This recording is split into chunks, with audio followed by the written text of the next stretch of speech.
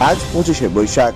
রবীন্দ্রনাথ ঠাকুরের জন্মজয়ন্তী উপলক্ষে ইসলামপুর বাস টার্মিনাস চত্বরে তৃণমূলের দলীয় কার্যালয়ে রবীন্দ্রনাথ ঠাকুরের জন্মজয়ন্তী পালন করা হয়। এদিন রবীন্দ্রনাথ ঠাকুরের প্রতিকৃতিতে ও মাল্যদান পুষ্পার্ঘ নিবেদন করেন উত্তর দিনাজপুর জেলা তৃণমূল সভাপতি কানাইলাল আগরওয়াল।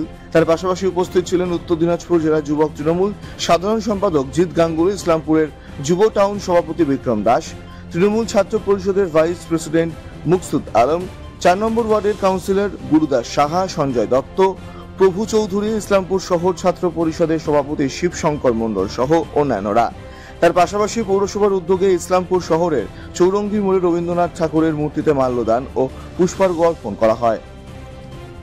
প্রতি বছরের মতো এবারও আমরা তৃণমূল কংগ্রেসের সদর কার্যালয়ে বিশ্বকবি রবীন্দ্রনাথ ঠাকুরের 165তম জন্মদিন আমরা এবার উদযাপিত করছি। এখানে উপস্থিত আছেন কাউন্সিলর রাজনীতি সাহেব, পৌরসভার কাউন্সিলর আছেন গুরুদাস সাহা, প্রাচীন কাউন্সিলর বাবু সরকার আছেন, আমাদের তৃণমূল কংগ্রেসের সাংগঠনিক ছাত্র যুব নেতৃত্ব। সবার থেকে আমরা আমাদের সদর কার্যালয়ের সামনে রবীন্দ্রনাথ ঠাকুরের ছবিতে আমরা মাল্যদান করলাম, সবাই শ্রদ্ধা নিবেদন করলাম। আজকের দিনে কবিগুরু অনুপস্থিতি উনি যে আমাদের মধ্যে নেই সেটা আমরা গভীরভাবে উপলব্ধি করছি। একসময় বঙ্গভঙ্গ আন্দোলনের উনি নেতৃত্বে ছিলেন, তার প্রতিবাদে ইংরেজ সরকার একসময় বঙ্গটা ভঙ্গ করতে চেয়েছিল। তার প্রতিবাদে উনি বলেছিলেন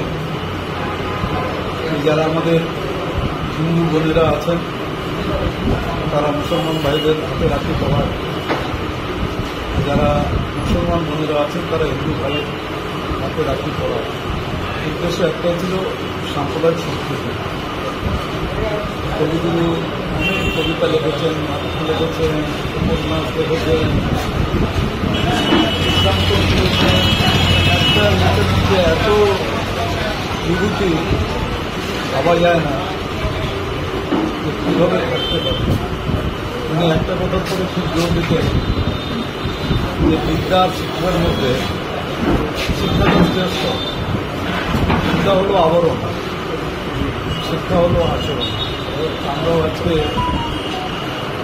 পার্টি অফিসে সেখানে আমাদের কাউন্সিলর সবাই উপস্থিত আছে, সবাইকে একটাই অনুরোধ করব, কবিগুরু আমাদের যে পথটা দেখিয়ে গেছে সেই পথটা যেন আমরা অনুসরণ করে দেশটাকে আমরা আরও এগিয়ে নিয়ে যাই।